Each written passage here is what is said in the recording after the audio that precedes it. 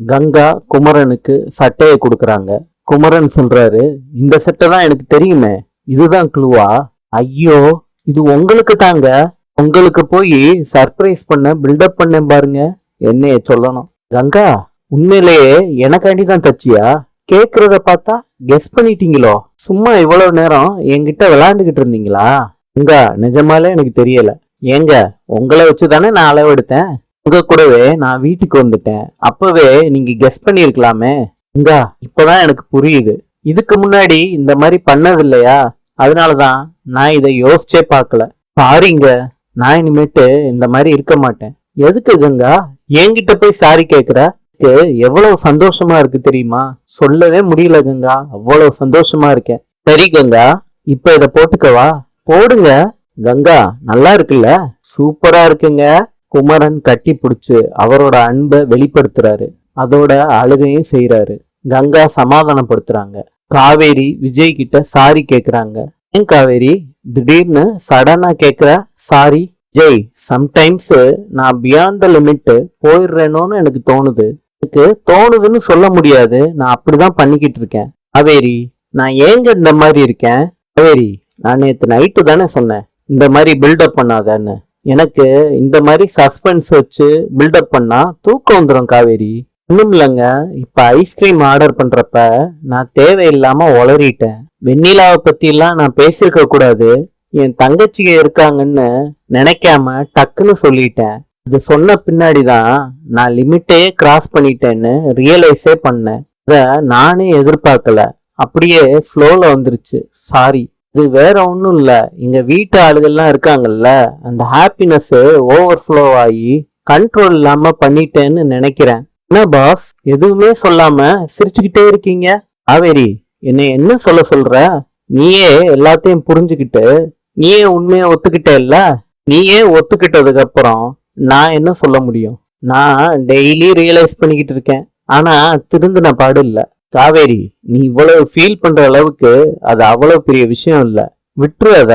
இல்ல விஜய், நான் மாத்திரம் என் பார்ட்னரை பத்தி பேசக்கூடாதுன்னு எத்தனை வாட்டி உங்ககிட்ட கோபமா சொல்லியிருப்பேன். அதே தப்ப உங்ககிட்ட கேஷுவலா பண்ணிட்டேன்.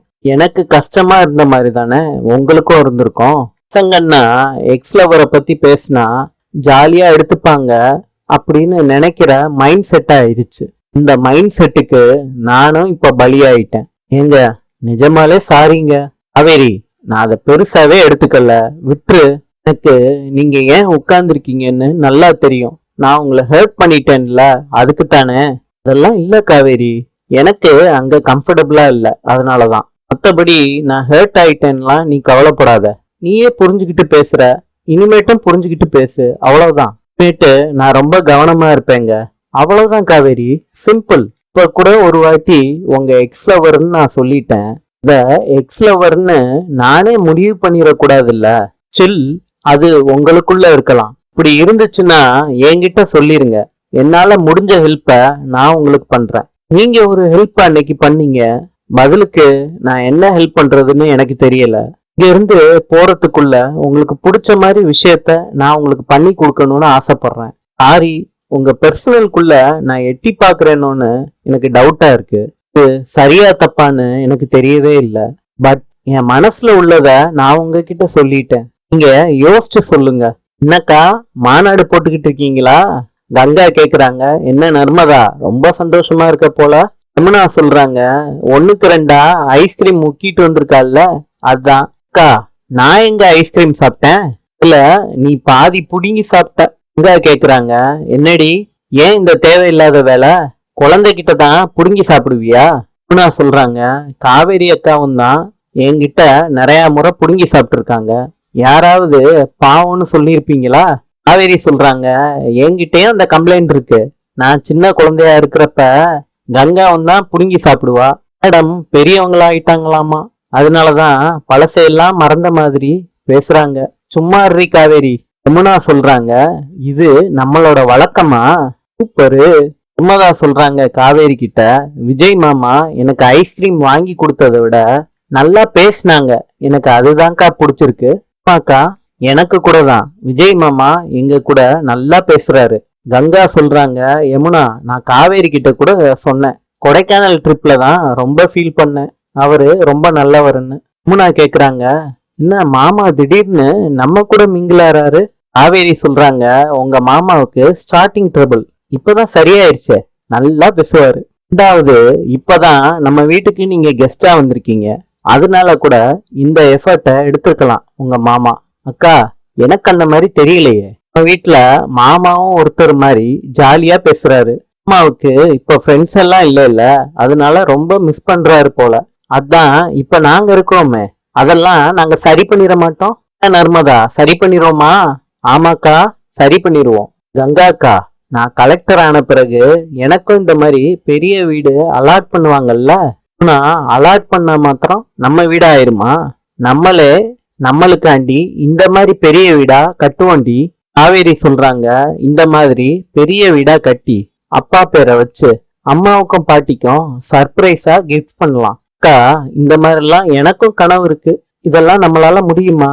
யமுனா சொல்றாங்க, என்னக்கா முடியுமான்லாம் கேக்குற? நீ கேக்குறதே எனக்கு ஆச்சரியமா இருக்கு. இதா இருந்தாலும் சாதிக்க முடியும்னு சொல்லுவ, நீயே இப்படி பேசுறியேக்கா? இல்ல யமுனா, இப்ப எல்லா விஷயத்துலயும் எனக்கு நிதானம் கொஞ்சம் கூடிக்கிட்டு இருக்க மாதிரி தான் இருக்கு. இப்பதான் பிராக்டிக்கல் டிஃபிகல்ட்டி எல்லாம் புரிய ஆரம்பிச்சிருக்கு. இதனால தாண்டி சொல்றேன். அக்கா, நிதானம் கூடிருச்சா? என்னக்கா, உனக்கு அவ்வளவு வயசாயிருச்சா என்ன? ஆன்டி மாதிரி பேசுறியேக்கா? அக்கா, பின்ன என்ன, நம்ம 4 பேர் இருக்கோம், ஈஸியா இந்த கனவை நிறைவேற்றிடலாம். ஆனா நீ இத பேசவே எனக்கு ரொம்ப சந்தோஷமா இருக்கு. குமரன் சொல்றாரு, என்ன மகளிர் மாநாடா? நர்மதா சொல்றாங்க, மாமா இந்த ஷர்ட்ல நீங்க ரொம்ப அழகா இருக்கீங்க. இப்ப சினிமா நடிகர் அளவுக்கு அப்டேட் ஆயிட்டீங்களே மாமா, அவுட்ஃபிட்லாம் பயங்கரமா இருக்கே. காவேரி, நிஜமாலே நல்லா இருக்கா? அம்மா சூப்பரா இருக்கு, கங்கா தான் தச்சு கொடுத்தா. ஓ, ஓகே ஓகே. என்னக்கா, வீட்டுக்காரரை இப்படி அழகுபடுத்தி பார்க்கணும்னு உனக்கு ஆசை இருந்தா இப்பவே பண்ணிருக்க வேண்டியதானே? இதுக்குக்கா இவ்வளவு நாள் இவ்வளவு கேப்பு? நீ எவ்வளவு டைம் வேஸ்ட் பண்ணிருக்க பாரு. யமுனா சொல்றாங்க, ஆமா ஆமா, கங்காக்காவே தெரிஞ்சுக்கிட்டு மாமாவுக்கு தச்சு கொடுத்துருக்காங்கன்னு நினைக்கிறியா காவேரி? இந்த சம்பவத்துக்கு பின்னாடி ஒரு பெரிய வரலாறே இருக்கு. அது உனக்கு தெரியுமா? சும்மா இரு யமுனா. கங்காக்கா, நான் சொல்லுவேன். ஏன் நீங்க சும்மா இருங்க மாமா. யமுனா, நீ சொல்லுடி, எனக்கு கியூரியஸா இருக்கு. ஏதோ பயங்கரமான மேட்டர் நடந்திருக்கும் போல இருக்கே. சொல்லு, என்ன விஷயம்னு. காவேரி, நீ யோசிக்கிற அளவுக்கு பெரிய விஷயம்லாம் இல்ல, ஆனா இன்ட்ரெஸ்டிங்கான மேட்டர் தான். நடந்த விஷயத்த எல்லாம் யமுனா காவேரி கிட்ட சொல்றாங்க. இத கேட்டுட்டு காவேரி சிரிக்கிறாங்க. குமரன் சொல்றாரு, இந்த சட்டைய எனக்கு சர்ப்ரைஸா கங்கா எப்படி எல்லாம் தச்சு கொடுத்தா தெரியுமா? என்னங்க நீங்களும் இப்படி இருக்கீங்க? யமுனா, நீ விஷயம் தெரியாம பேசுற. கொடைக்கானல்ல இருந்து நாங்க கார்ல வர்றப்ப நீ பாத்துக்கணுமே, 2 பேரும் கார்லயே கார் கண்ணாடி வழியா ஒரு காதல் காவியத்தையே வளர்த்தத நீ பார்க்க மிஸ் பண்ணிட்ட. இதெல்லாம் நீ பார்த்திருந்தேன்னு வச்சுக்க, இப்படி எல்லாம் நீ பேசிக்கிட்டே இருக்க மாட்ட. பார்க்க பார்க்க எனக்கே வெக்கமா வருது. சும்மா இருங்கடி 2 பேரும்.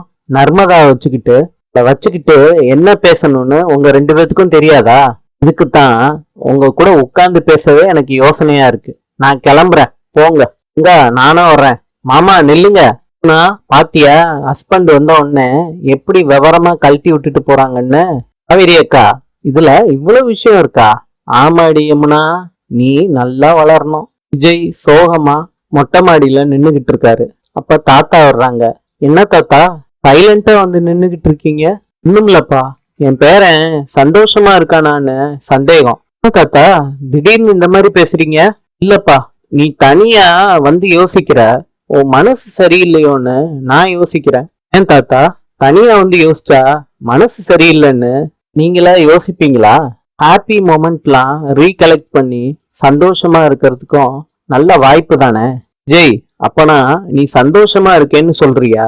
யா, 100%. இப்ப காவேரி ஃபேமிலியே வீட்டுல வந்து ஸ்டே பண்ணிருக்காங்கல்ல, இப்பதான் வீடோட லைவ்லினஸ ஃபீல் பண்றேன் தாத்தா. அதே மாதிரி வீடு எப்பயும் இருந்தா நல்லா இருக்குமேன்னு யோசிச்சுக்கிட்டு இருந்தேன். அவ்வளவுதான் தாத்தா. நீங்க என்னடான்னா சந்தோஷமா இருக்கியான்னு கேக்குறீங்க. இவ்வளவு நல்ல விஷயம் நடக்குது, ஆனா எனக்கு என்னமோ தோணுது, உன்னோட பழைய விஷயம்லாம் உன்னை தொந்தரவு பண்ணுதோன்னு. இதுதான்ப்பா உங்ககிட்ட கேட்டேன். நீ ஐஸ்கிரீம் ஆர்டர் பண்ண, காவேரி வெண்ணிலாவை நினைவுபடுத்துற மாதிரி பேசிட்டா. உடனே நீ டிஸ்டர்ப் ஆனத நான் கவனிச்சேன். அதனாலதான் நீ தனியா நின்னு யோசிச்சத பார்த்துட்டு நான் கொஞ்சம் குழம்பிட்டேன். இல்ல தாத்தா, அத டிஸ்டர்ப்னு சொல்ல முடியாது. நானே யோசிக்காத டயத்துல சடனா காவேரி அதை ரிமைண்ட் பண்ணப்ப கொஞ்சம் டிஸ்டர்பா தான் ஆச்சு தாத்தா. அத எனக்கு சரியா சொல்ல தெரியல. இது அந்த மொமெண்ட்ல நடந்த சின்ன கிளிஃப் தாத்தா. அதுதான். அதுக்காண்டி நீங்க இவ்வளவுலாம் யோசிக்க வேண்டாம். சொல்ல போனா நீங்க பேசுனதுக்கு அப்புறம் தான் நான் பழச பத்தியே யோசிக்கிறேன். அப்படின்னா என்ன அறியாமலே நான் அந்த விஷயத்தை விட்டு ரொம்ப தூரமா வந்துட்டேன்னு தானே அர்த்தம். எனக்குள்ள ஏதோ ஒரு ஃபீலிங் இருக்கத இப்பதான் நான் உணர்றேன் தாத்தா. இது என்ன ஏதுன்னு இப்ப என்கிட்ட எதுவும் கேட்காதீங்க. கேட்டாலும் என்கிட்ட சொல்றதுக்கு எந்த பதிலும் இல்ல. ஆனா அது என்னன்னு எனக்கு சரியா தெரியல. கண்டிப்பா விஜய், நீ சந்தோஷமா இருக்கணும். அதுதான் இந்த தாத்தாவோட ஆசை. நீ இப்ப பேசுறதெல்லாம் கேட்டா எனக்கு புதுசா ஒரு நம்பிக்கை வருது. சரிப்பா, தாத்தா வர்றேன். தாத்தா போனதுக்கு அப்புறமும் விஜய் காவேரி சொன்னதை பத்தியே நினைச்சு பார்த்துக்கிட்டு இருக்காரு. வெண்ணிலா கார்ல வந்துகிட்டு இருக்காங்க. அப்ப விஜயோட அப்பள போஸ்டரை பாக்குறாங்க. இன்று ஆஸ்திரியாவின் நாணயம் ஷெர்லிங். நாளை சந்திப்போம்.